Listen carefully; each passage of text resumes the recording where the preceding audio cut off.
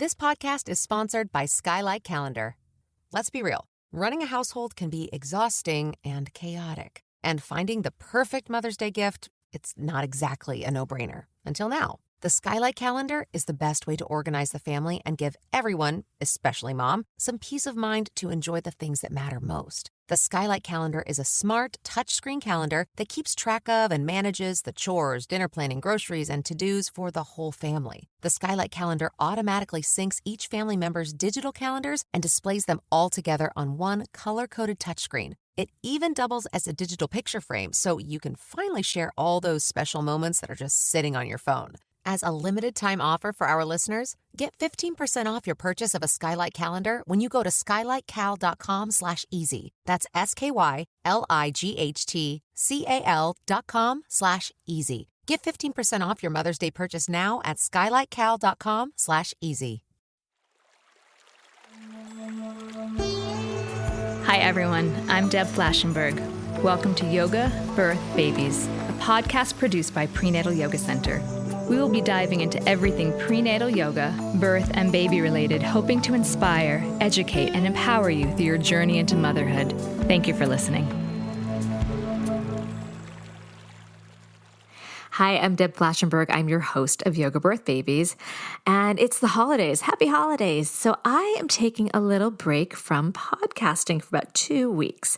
So I'm reaching into my archives, and I pulled out my most talked about postpartum podcast, Life with a Newborn, Thriving and Surviving the First Weeks with Meema Spadola. So Meema, wow, I've talked to her a couple times and she is so full of knowledge. She is a longtime postpartum doula and certified lactation counselor. And she shares some of her vast knowledge about this challenging and yet precious time of transition from when you first have your baby home to what to expect in those first few weeks. I remember clearly the beginning of parenthood with my first child. I was clueless, I was excited, I was scared, and I related to everything that Meema was talking about. She talks about recovering from a vaginal birth. She talks about practical ways to help perineal tears, understanding the hormonal shift, recovering from a cesarean. She really gives so much information, as well as a realistic picture of what sleep is like for a new parent in the first few weeks. That caught me off guard. I was not ready for that. So I think those that are either in the midst of this or approaching this, I think you're really going to get a lot of great information, support, and confidence from what Meema has to offer you. Before we get to that, I just want to remind you guys that all of our classes are now online, including our workshops, including our teacher training, so much that we can continue to see each other online. So even once we reopen the doors of PYC, which I don't know when that will be, we're going to continue all of our online classes. Now, the only thing that may change will be our teacher training. We're going to eventually have that back in person. So if it's been something you've been listening to on the podcast or thinking about, but getting to New York is not an easy task, consider doing the next one that we have space for, which is the March and April training. That will definitely be online. I don't know what to tell you about the fall yet. We're picking the dates, but I don't know if it's going to be online or in person. So don't hesitate. If getting to New York's not going to be easy, check it out online because it's a really awesome program. We just finished off our November and December training, and the people that showed up for it were just fantastic. I was so impressed by the teacher trainees' commitment. So that's what's going on at the studio. Our workshops, our classes, our teacher training, we've got it all for you. Okay, we're going to take a super quick break. And when we come back, please enjoy my conversation with Meema. With Lucky Land Slots, you can get lucky just about anywhere. Dearly beloved, we are gathered here today to... Has anyone seen the bride and groom? Sorry, we're here. We were getting lucky in the limo and we lost track of time. No, Lucky Land Casino, with cash prizes that add up quicker than a guest registry. In that case, I pronounce you lucky. Play for free at LuckyLandSlots.com. Daily bonuses are waiting. No purchase necessary. Void where prohibited by law. 18+. Terms and conditions apply. See website for details. Hey, Meema, how are you today? I am well. Thank you. Happy New Year. And It's good to be back. Yeah, I know. So 3 years ago in January, we did this whole thing before talking about your life as a postpartum doula, which will definitely relate to what we're going to talk about today. So thank you. Thanks for your time. I'm happy to be with you. Oh, great. So what I thought we'd talk about today, a lot of my students come up to me and this is postpartum, not usually during pregnancy, unless it's their second or third. And there's usually a lot of buildup about pregnancy and a lot of preparation and classes and books and a lot of time with that and about the birth. And then postpartum hits. And a lot of times people just feel totally boggled by the experience. There wasn't a lot of focus on that from, often care providers and maybe the research they're doing or whoever. And so they really feel kind of left behind. So I thought today we would dive into what that first week or so is like as a new parent, what the behavior in newborn's going to be, just really the true expectation. And as a postpartum doula, I know you have so much information. You're right there in the mud of it. So let's dive in. But I guess let's start with a little bit about you and the work you do and how you got into this. Sure. So I started working as a postpartum doula almost 14 years ago in early 2006. Before that, I was a documentary filmmaker. I made documentaries about women's body issues, family stuff for HBO, for PBS. I didn't spend a lot of time thinking about newborn babies and newborn parents. And then what happened was one of my closest friends had a baby, and everyone was very, very excited about it during the pregnancy. And immediately after her son was born, there was a lot of excitement, and then everybody disappeared. And what ended up happening for her was, without much support, she developed some pretty severe postpartum anxiety and depression. I got a call from her one day saying that she had made a call to a suicide hotline. She was feeling really frightened. I went with her to the ER. They handled it very badly and sent her right home. And then I got a call shortly after that in the middle of the night that she and her husband were back in a different ER and that she was being checked in inpatient psych for about a week. And I was totally shocked. Like, how could this happen? Where was the support? How could it be that we paid so much attention to, someone who's pregnant and expressed such delight about the baby arriving, and then we all disappeared? I should have known better. And yet that is just kind of generally what we do in this culture. And I thought, God, there really should be someone who's there to support the parents after the birth of a baby. And what ended up happening actually was that my friend, as she began her recovery, she found out about postpartum doulas. She trained as a postpartum doula. She also trained to really support other parents going through postpartum depression, really focusing on PPD and anxiety, and really paid it forward and was an incredible support for many years of other parents. And she really inspired me to follow her and become a postpartum doula myself.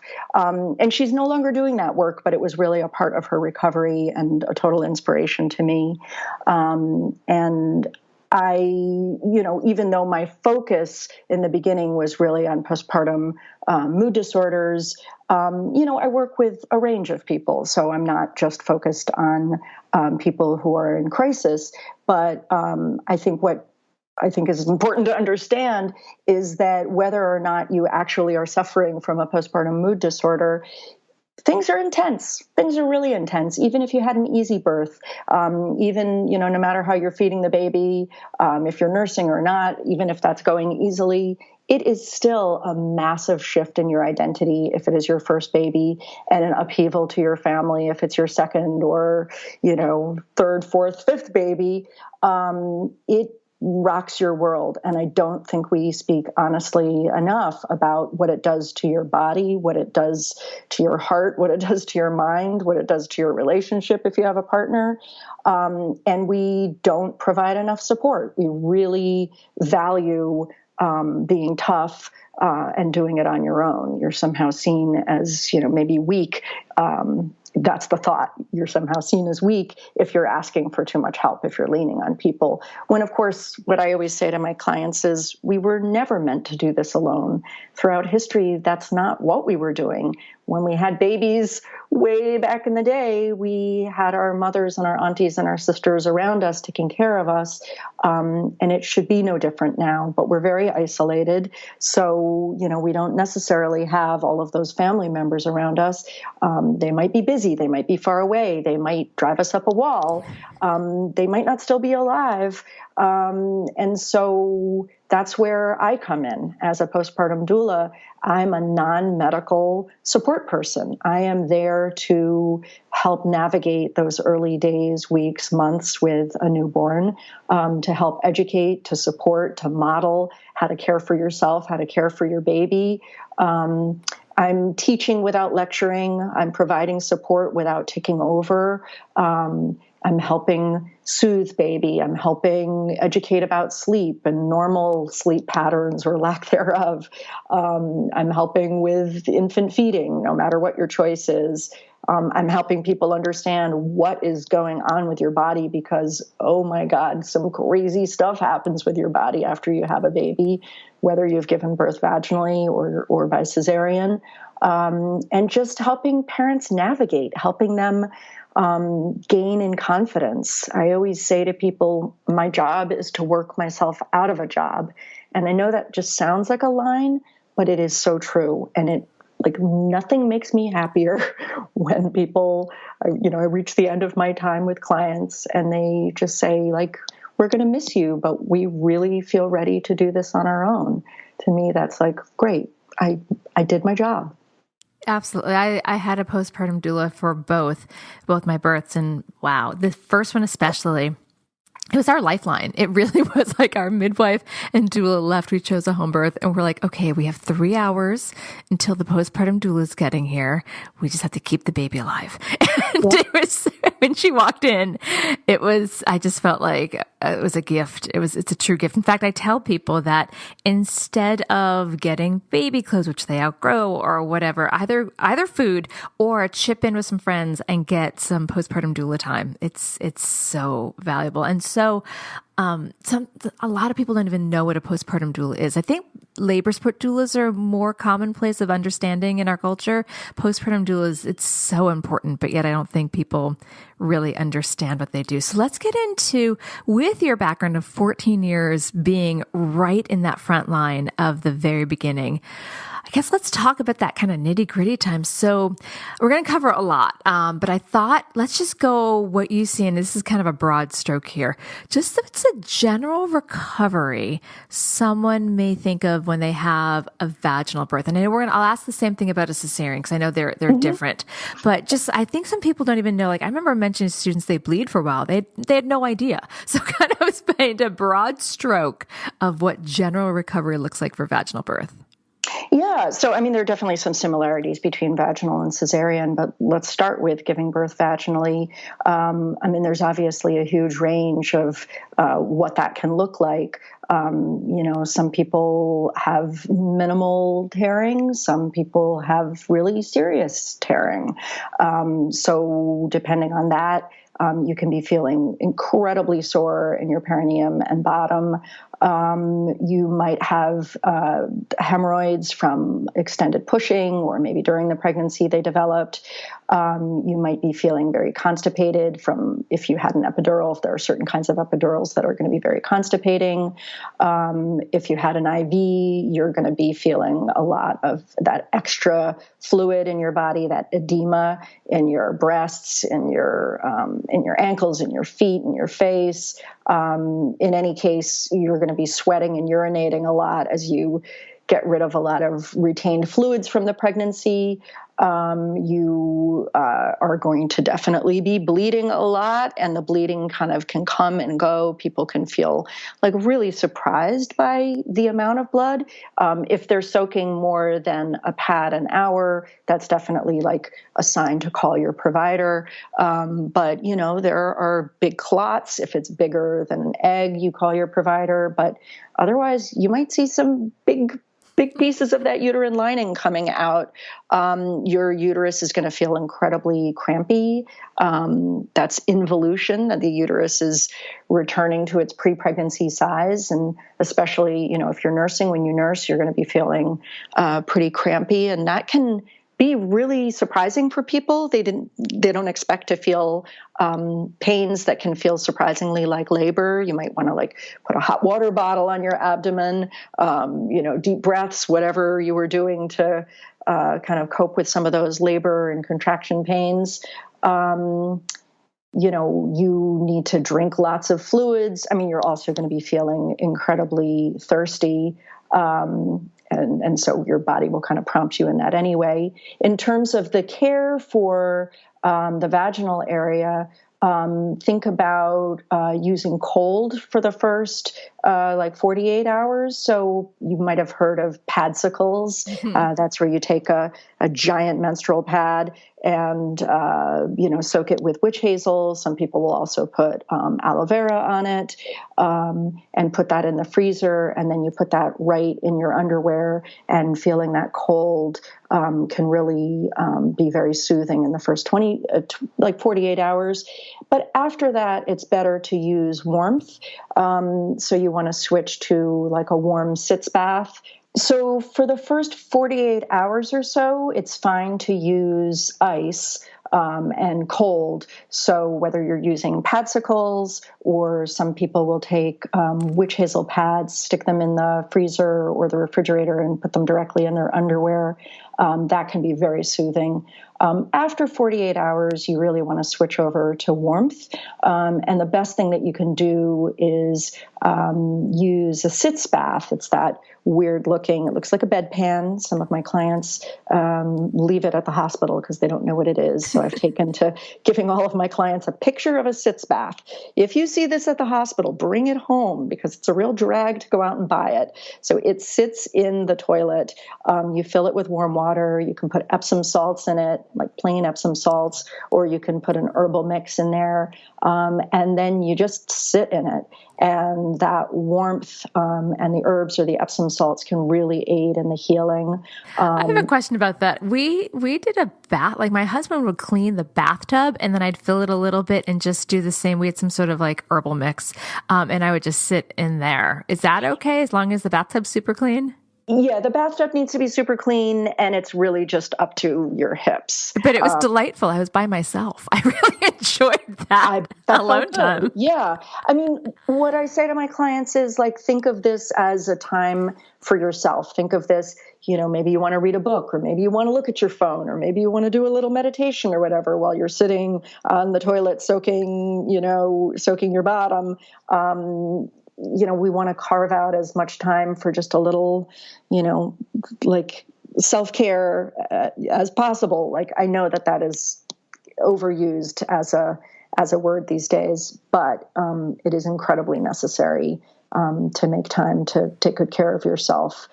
Which I know that you can't do unless you're getting support, so I think it's really easy to tell people to, shake our fingers and say, you've got to practice self-care. But then if we're not supporting people and making that possible, that's really hard to do. And then it's another thing that people feel guilty about.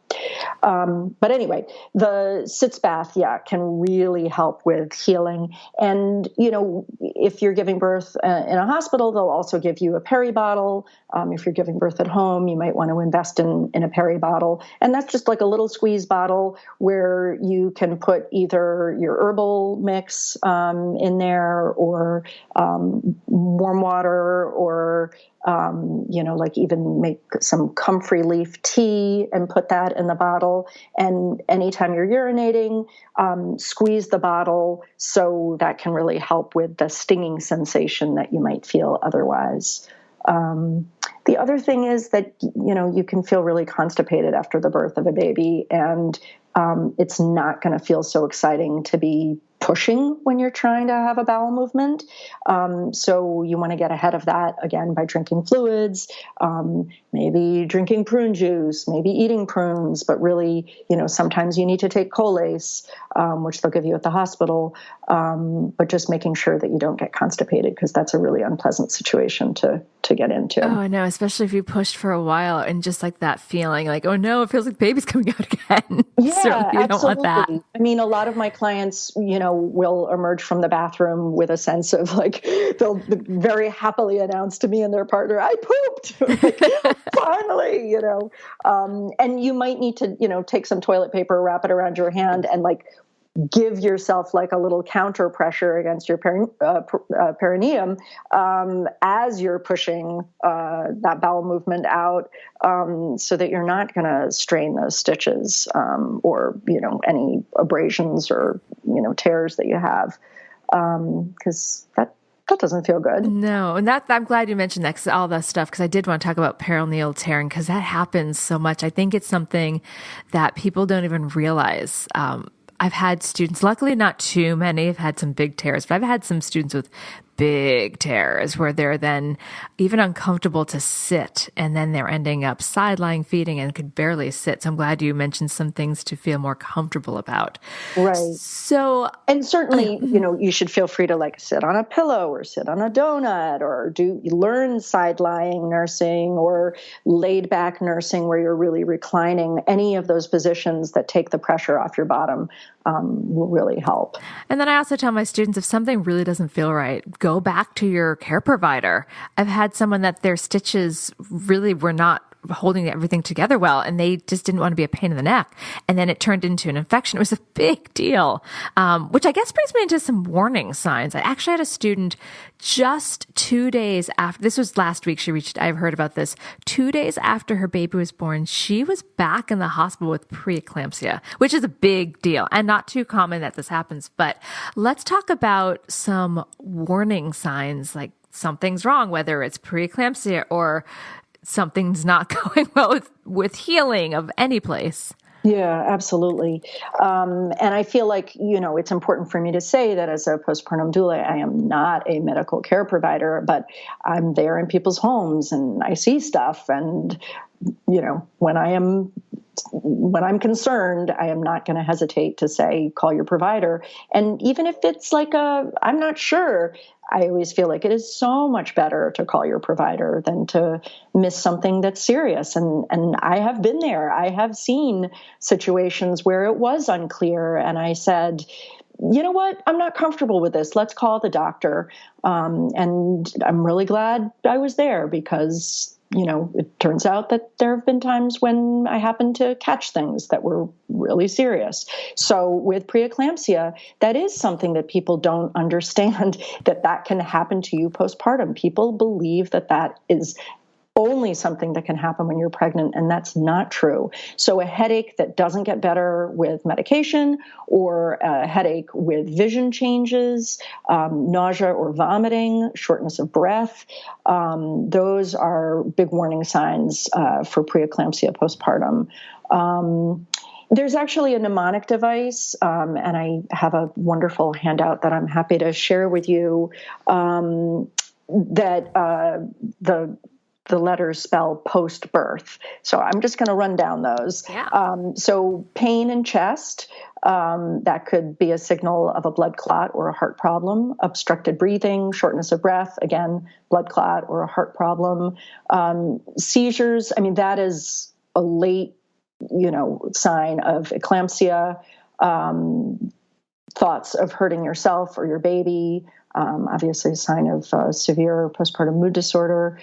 Bleeding, soaking through a pad per hour, or blood clots the size of an egg or bigger. Incision that's not healing. That could be either your cesarean incision or any vaginal tearing. A red or swollen leg that's painful or warm to touch. That could be a blood clot. A temperature of 100.4 or higher, sign of infection.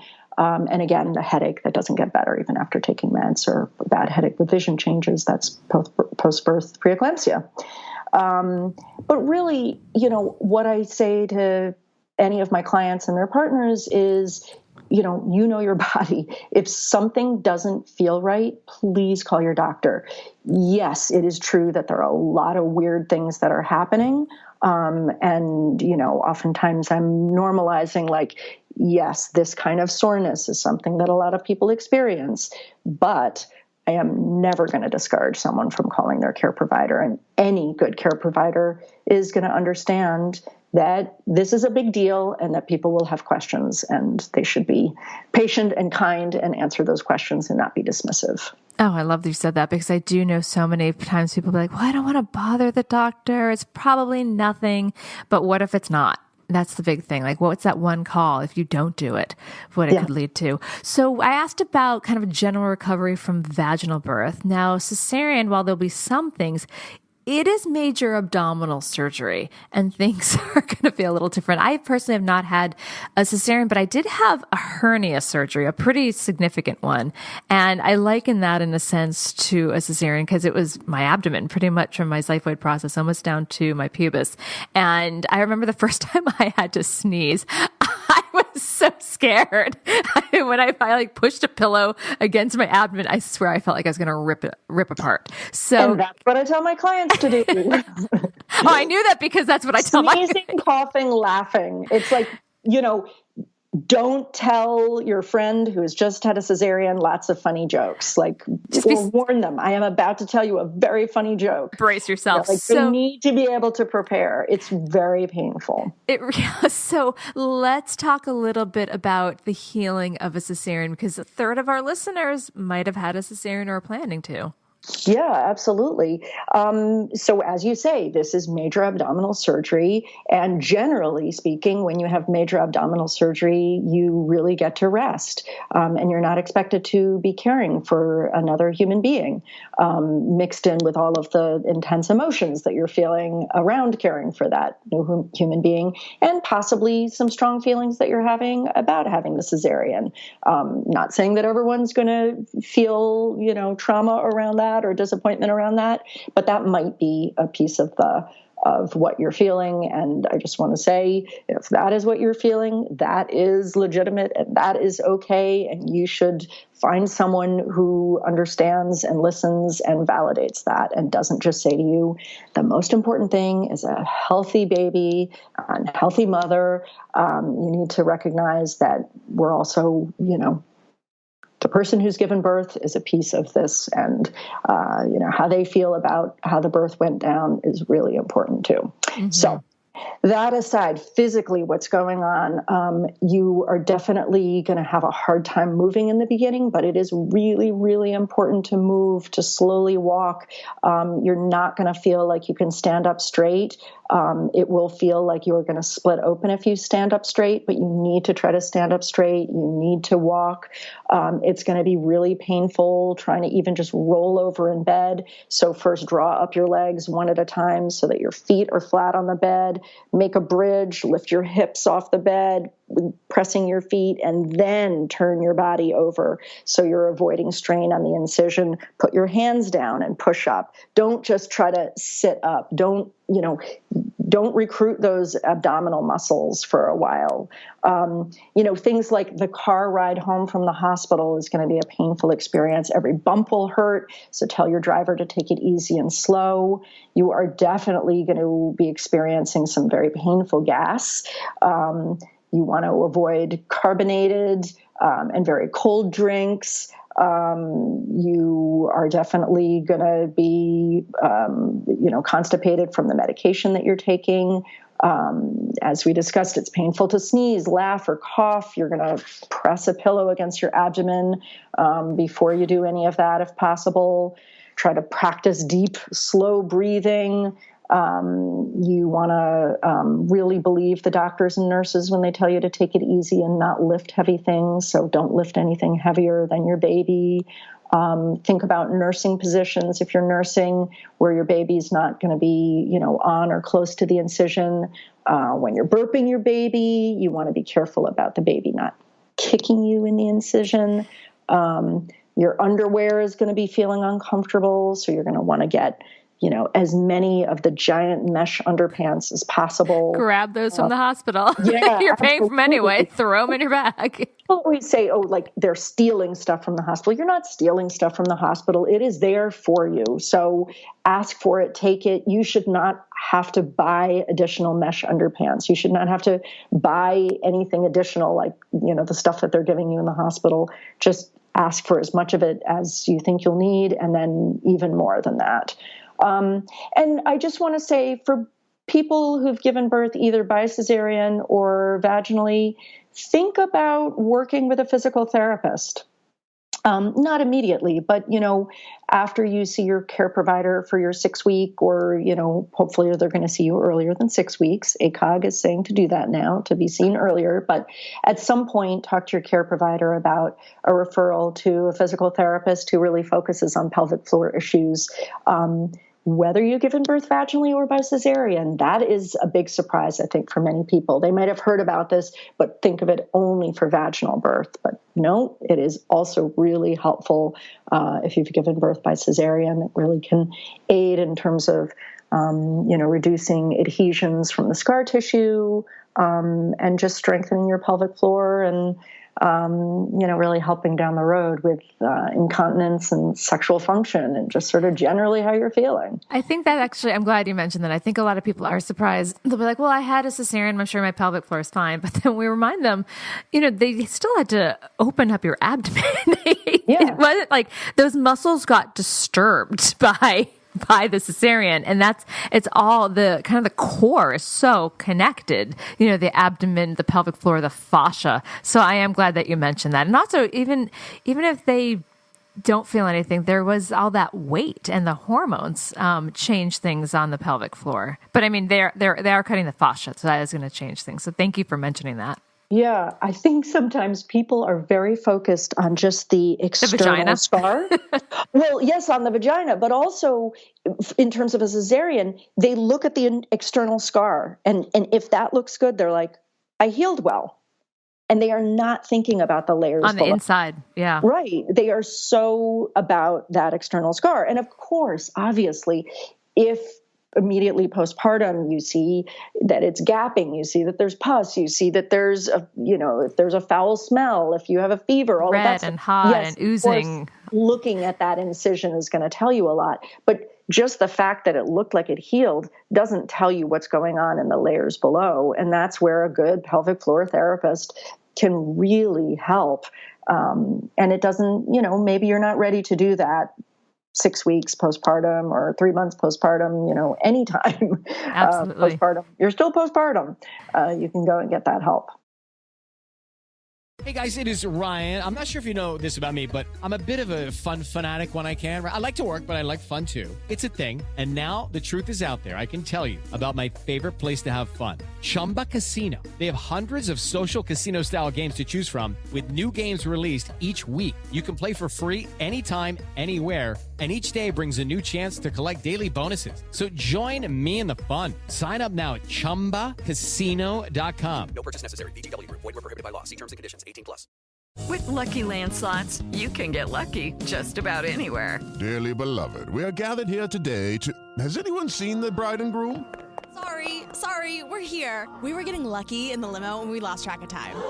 No, Lucky Land Casino, with cash prizes that add up quicker than a guest registry. In that case, I pronounce you lucky. Play for free at LuckyLandSlots.com. Daily bonuses are waiting. No purchase necessary. Void where prohibited by law. 18+. Terms and conditions apply. See website for details. Okay, so I wanted to talk a bit about the birth high and then the sudden shift of hormones and what that does. I think I remember as a person that has birth and also as a labor support doula who's visited people after, that is so pronounced. They're on this high, everything's exciting, and then there's that's many people is kind of a crash. Yeah, absolutely. Although I think it is also true that there are a number of people who are feeling pretty beaten up by how the birth went. Mm-hmm. So not everyone is necessarily feeling that joyful high. Well, I don't think it's necessarily joy. I think it's sometimes energy. It's just like change. That's true. And yeah, I guess I just want to sort of normalize for the folks who are just like, gee, I'm feeling pretty beaten up by this whole thing. Yes, thank you for clarifying. But yes, you are getting, like a turbocharge assist from your hormones, like thank goodness, because you've just done this physically incredibly intense thing. Like a human being who didn't have those hormones would just crash really hard. So at least you've got these post-birth hormones that are, kind of keeping you going for a while. Around day 3 to 5, you're going to feel a giant hormonal shift. This is around the time that your mature milk is really increasing, and or sometimes people will say your milk is coming in, which we can talk about that later. I avoid the phrase milk coming in because it makes it sound like there wasn't anything there before. But around day 3 to day 5, you're going to feel this giant hormonal shift, and you're going to feel very emotional, and it can be changing rapidly. So one moment you're weeping with joy and feeling just like everything is quite beautiful, and then the next moment you just feel like super angry and biting off your partner's head or snapping at the people you love who are around you. I have learned that I absolutely do not take it personally if people are cranky with me in those early days. It's just a very destabilizing time.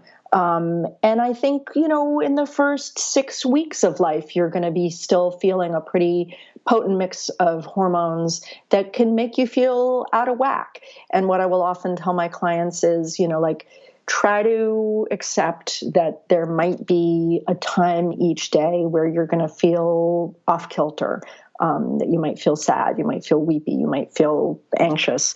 But if that's not your experience, during the 24 hours, you are also feeling joy during the day. You're laughing about the stuff that you used to laugh about. You're feeling excited about something. You're feeling connected to your new baby. Then that's a sign that, you're doing okay. So, making room for those hard feelings, I think is really important. But also being aware when it crosses a line from normal hard feelings to, maybe a sign of postpartum mood disorder, anxiety, or depression. Do you tell your clients to have on call either a support group or a therapist, or just if things really are looking challenging, the ER, or when the hormones are beyond your typical fluctuations? How do you prepare people for that? Yeah, so part of my work is connecting with people, ideally prenatally. I mean, yes, absolutely. I get calls from people after the birth of a baby where they're like, okay, this is harder than we thought. Like, now we really do need postpartum support. And so sometimes if I'm available, I'm happy to step in and help folks. But usually I'm connecting with people prenatally, and we have a conversation about postpartum mood disorders. I ask them about their history.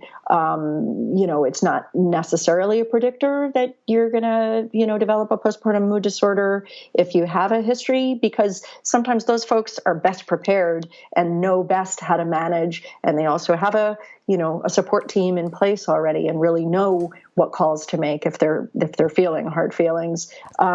But, ranging from, Postpartum Support International has an amazing hotline that is available free of charge, and you can call and talk to, people who really get it. And but I also have numerous referrals for groups, for therapists, for psychiatrists, and any postpartum doula you work with should have those kinds of referrals.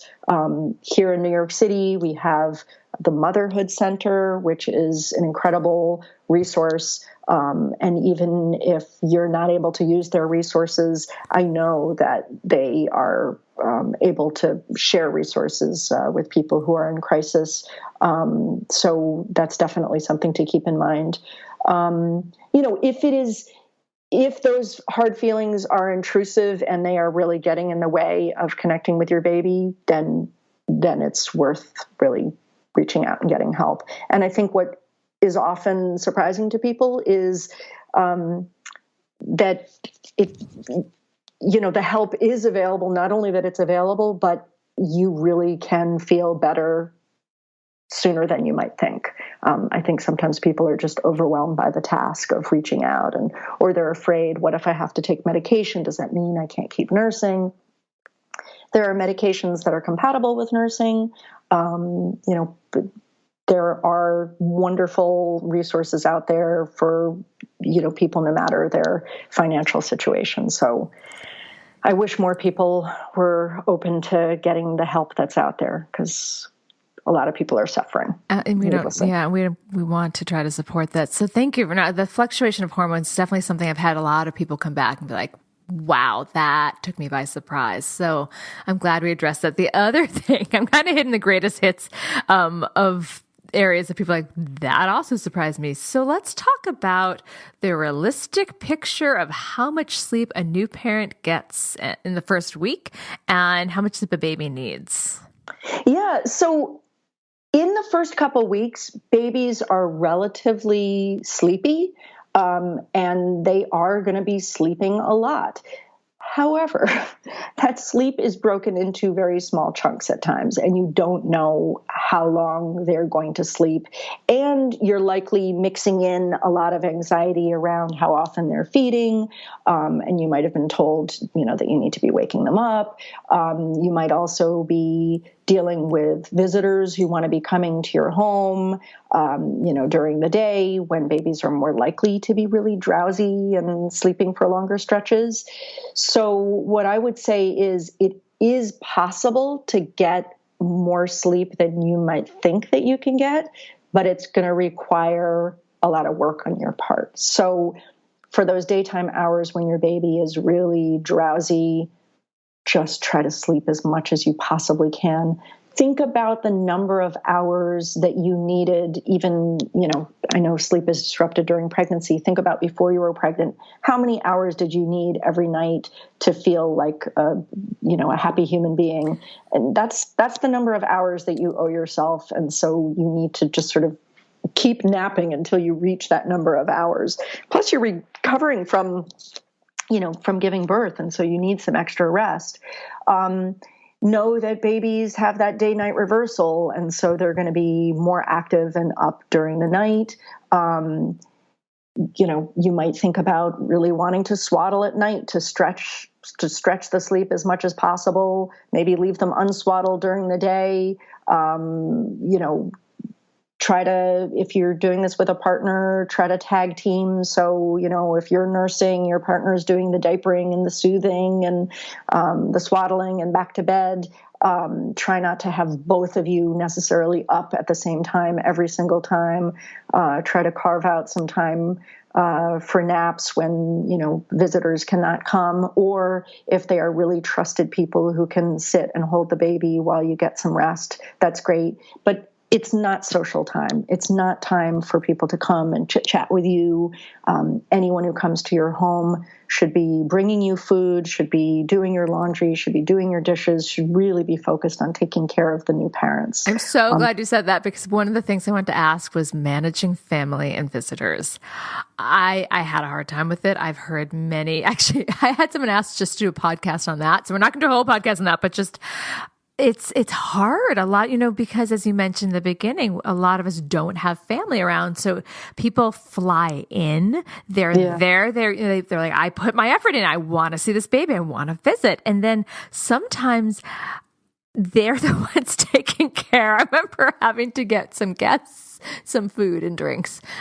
We had a bris in our house. What was it? 8 days later, it was not fun. So as we're talking about the sleep, can you also, and you mentioned the visitors, how would you suggest to manage visitors and family?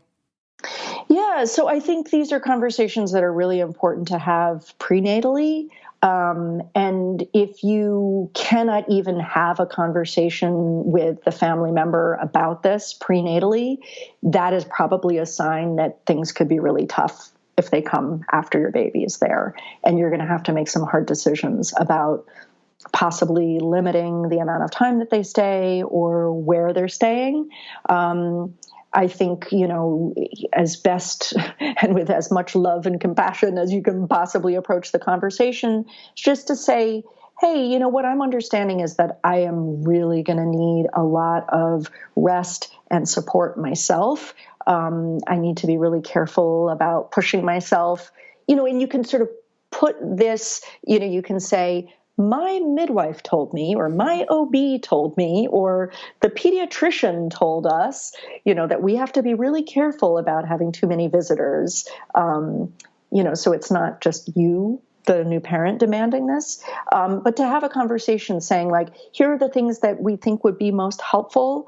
Like, we also need some time just for ourselves as a new family of 3, or we as a family of 4, or, family of however many, just to have some quiet time for ourselves alone. Doing things like writing down a list. What I say with my clients is, like, put a list up that says, like, if you want to help, ... please, and then you've got your list of things, and maybe it's taking the dog for a walk or playing with the dog, or it might be holding the baby while, we take a shower. But oftentimes it's more like, please take care of all of the stuff that's around us so we can just feel supported. And yes, sometimes we want to hand you the baby, but sometimes that's really not where new parents are at. They don't really want to, like, pass their baby off to a bunch of different people. They just want to be taken care of. They just want to have food brought to them, or, get that mountain of dishes out of the sink. And sometimes they're in partners, there can be like a good cop, bad cop. So, someone needs to be a bit of a gatekeeper and just say, like, hey, sorry, we're really limiting the number of visitors, As a doula, have you had to do that? Have you had to play bad cop and be like, we totally want to see you, but right now is not a good time? I don't do that because, I always have conversations with my clients about sort of how best to manage. Sometimes clients will want me to kind of communicate something that they need to communicate to the parents, but it's more often around how to hold a baby, or how to bottle feed a baby, or how to, sort of different things around care. But I want to be super careful about not triangulating, or I try to have my role to be, very respectful, right, very warm. So stay with welcoming. That scope. Do you ever prep the parents? Because I'm sure, as 14 years of doing this, you've seen maybe a lot of unsolicited advice. Like, when so-and-so offers this advice, how do we graciously just nod and smile? Is that something that's ever come up? Graciously nod and smile. I answered my own question. Yeah. You really practice going, oh, interesting. Thank you. Thank you for sharing. Oh, yeah. And you don't even have to say thanks, because you're like, no, thank you. But, oh, interesting. Huh. I remember my mother one time told me, we're really careful with sugar in our family. My son really reacts to it. And we were away in Disney World. It was just the 3 of us, my mother, myself, and my son. And she's like, Deb, I really think you did him a disservice from not having enough sugar. He really doesn't know how to handle it. And I was like, oh, okay. So that's like one of those, like, oh, that's an interesting philosophy. Yeah. Thank you for sharing. Your voice goes up several pitches. You're like, oh, huh. Yeah. It's just one of those, like, that was the first time I felt how I have told my clients to handle things. It was most like, that is the most insane thing I've ever heard. So, so advice like that. Thank you. Thank you for sharing. Yeah, I remember actually prenatally meeting with the guy who was our pediatrician, and he was really wonderful about sort of talking about the dynamics of, like, the grandparents. And he was saying, like, they are used to being your primary family, and this is this new shift where your primary family is now going to be you 3. And, you kind of have to remember that they're kind of going through this giant shift themselves. And I never thought of that. Yeah. And it can feel, they're getting something new and wonderful, and that's very joyful, but they're also feeling maybe pushed to the side a Yeah, little. or replaced or something. That's a great thing to think about. My oldest is now 8, and I never really thought about how maybe my mom felt replaced, or I'm not that I'm trying to psychoanalyze, but it is something to think about, that their role has shifted in a way.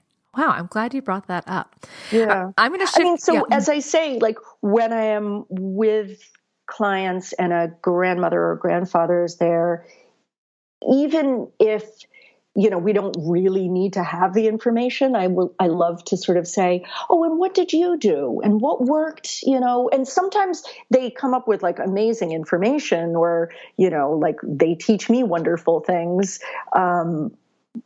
But oftentimes they're feeling so challenged by the fact that maybe, they didn't nurse and now they're feeling defensive about that, or they always put babies to sleep on their stomachs and everything was fine, or they did it this way and everything was fine. And now they're just feeling like really kind of out of sorts, like, wait, so you're telling me that everything I did was wrong?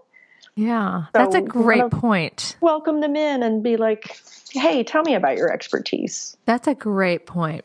I'm going to shift gears one more time because I had so many things I want to ask you. Let's talk breast chest feeding.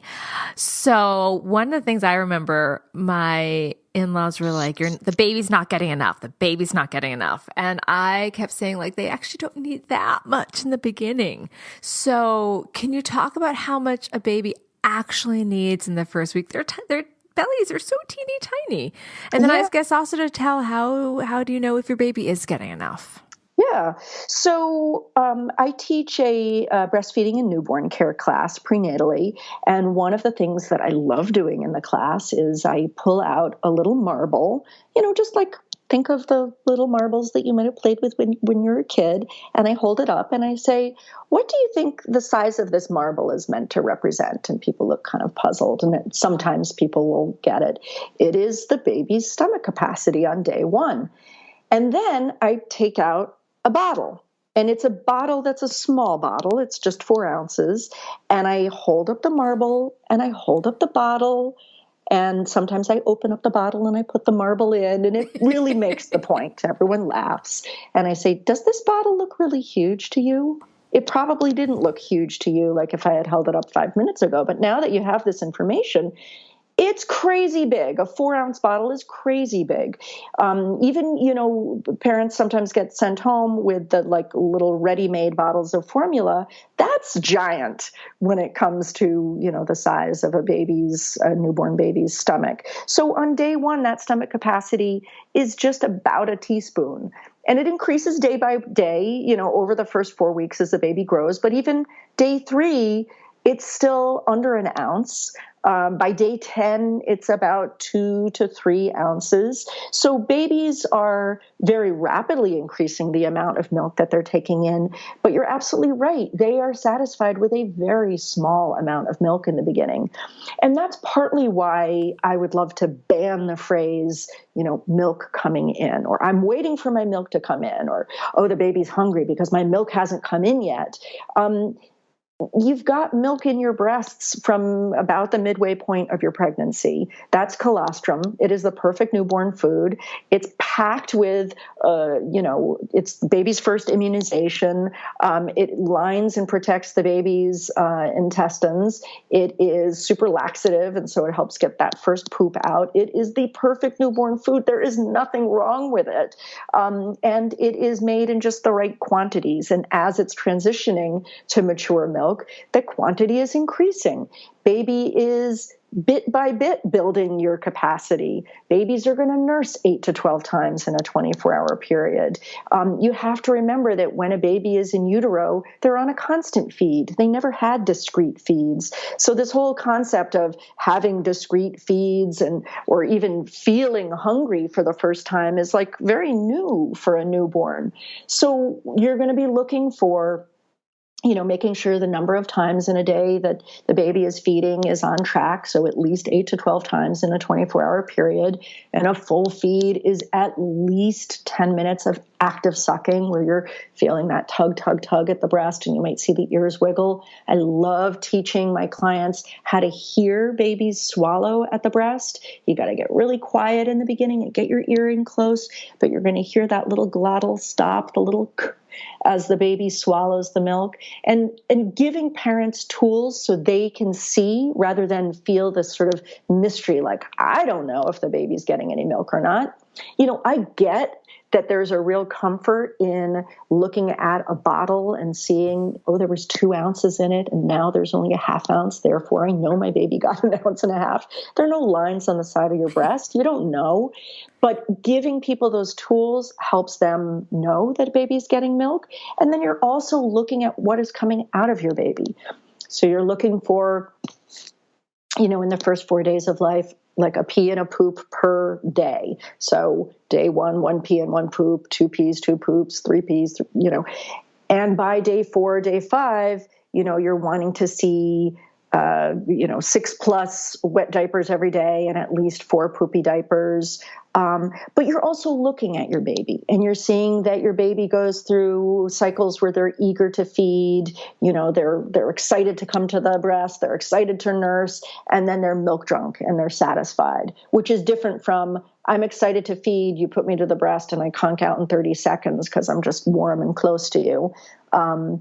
Also, cluster feeding is normal. It's not a sign that you're not making enough milk. So cluster feeding is when babies have a series of feeds in a row.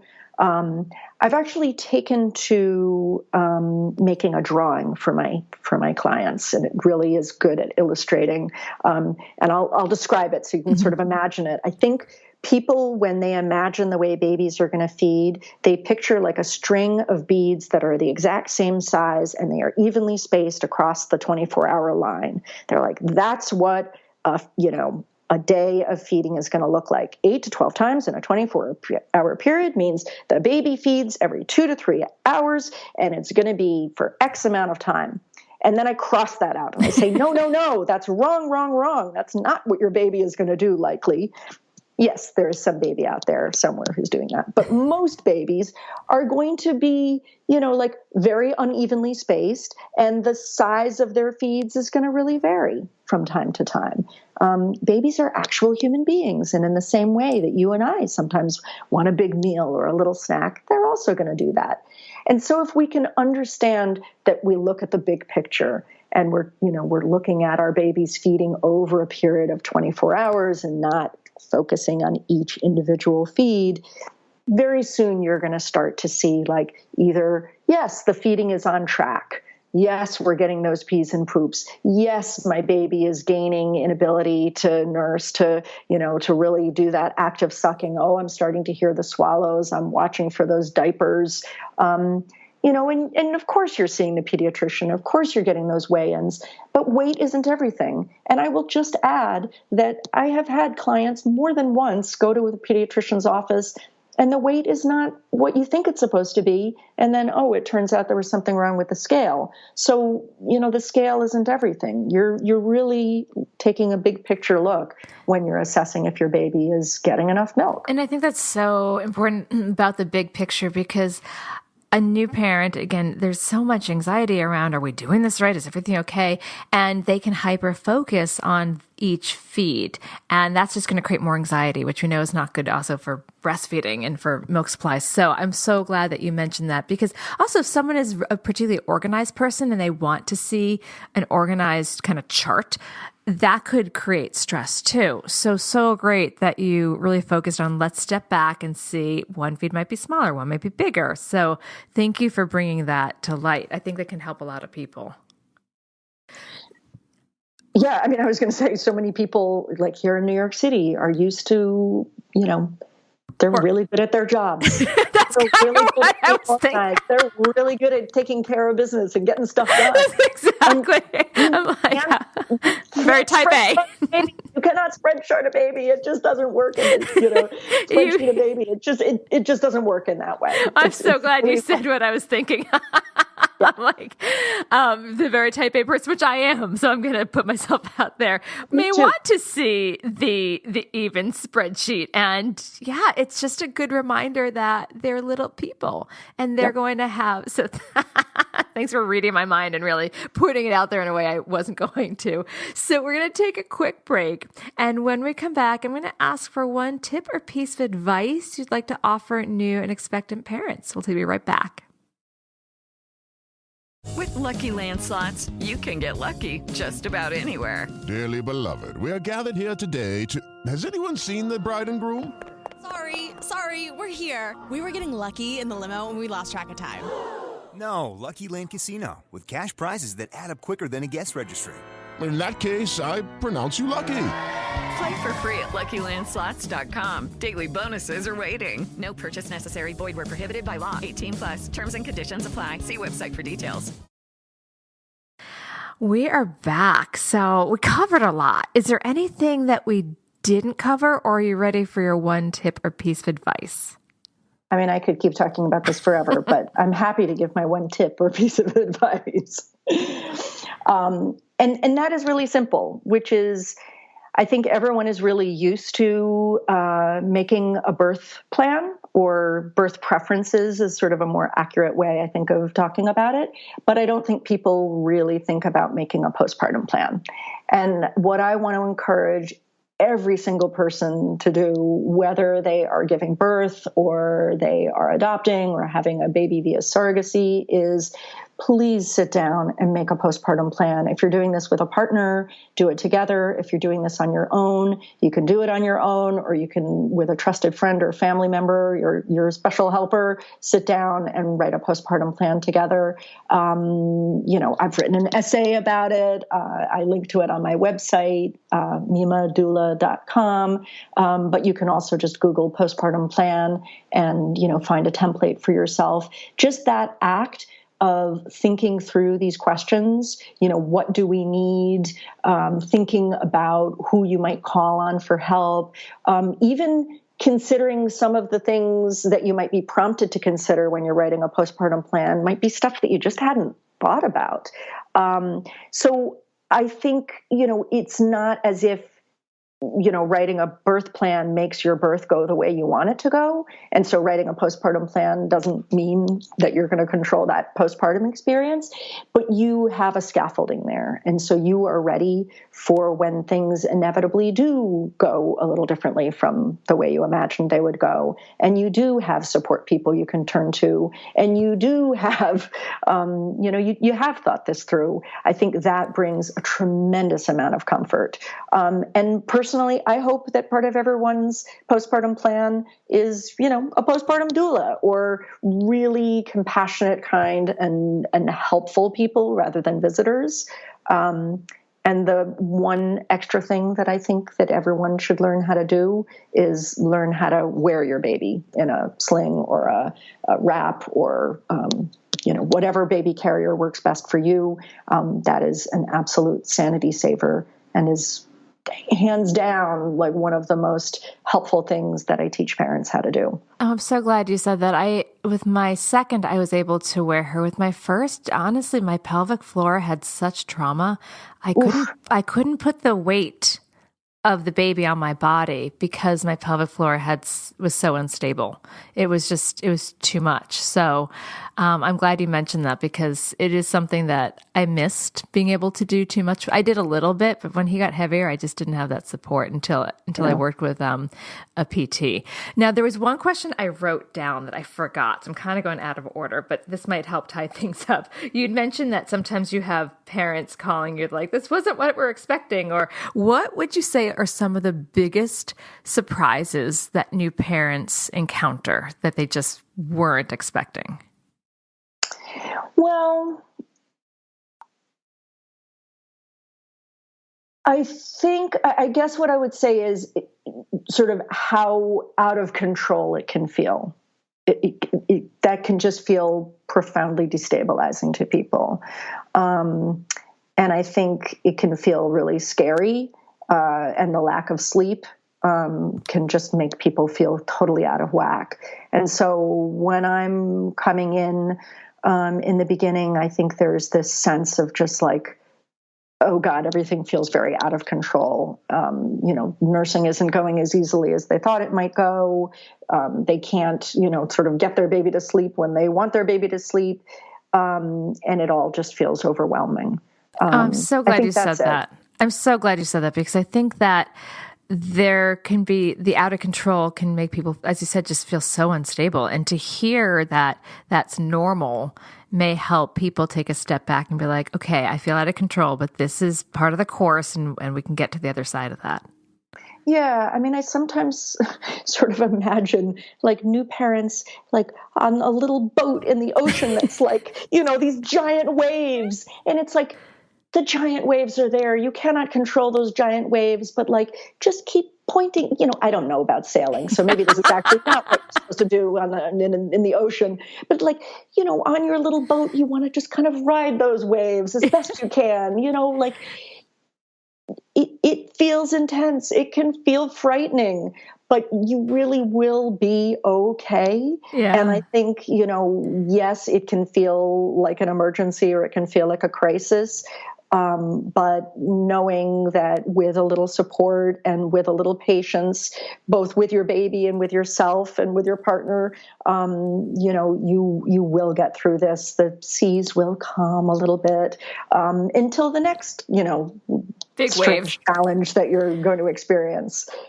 Because, I always think like we never cease being postpartum, There are so many stages down the road. I'm a parent of a 12-year-old now, and the seas feel very calm right now and wonderful. But I don't know what, full-on adolescence will be like.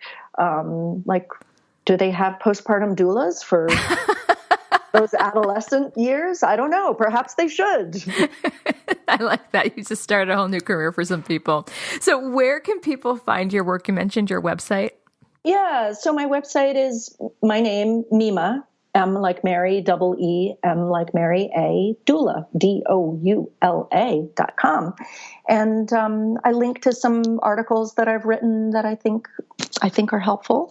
And there's information about me and what a postpartum doula does. And I'm always happy to just have a chat with people on the phone about what their needs are. If I'm not the right person for them, I love connecting people with colleagues, making sure that people get the support they need, no matter, where they are and what their needs are. That is great. And I'll make sure I have that in the show notes. I want to thank you so much for your time and all your incredible wisdom and insight. I really appreciated this. I think new parents who are right before this or right in it will also get, and support people will really learn a lot from you. So thank you for sharing your wisdom. You're so welcome. I always love talking to you, and I love your questions. So thanks. Let's do this again in 3 years. Hopefully before then. Yeah, I'm happy to talk about visitors versus helpers. I know. I have so many things. I started taking notes of offshoots that we're going to do. So we'll do it. I'll reach out again. All right. Enjoy your day. Take care. Thank you so much. This has been an episode of Yoga Birth Babies, produced by Prenatal Yoga Center. You can catch us on Facebook, Twitter, Instagram, and Periscope. I'm Deb Flashenberg. Thanks for listening. Hello, it is Ryan, and I was on a flight the other day playing one of my favorite social spin slot games on ChumbaCasino.com. I looked over at the person sitting next to me, and you know what they were doing? They were also playing Chumba Casino. Coincidence? I think not. Everybody's loving having fun with it. Chumba Casino is home to hundreds of casino-style games that you can play for free anytime, anywhere, even at 30,000 feet. So sign up now at ChumbaCasino.com to claim your free welcome bonus. That's ChumbaCasino.com and live the Chumba life. No purchase necessary. VGW. Void where prohibited by law. See terms and conditions. 18+.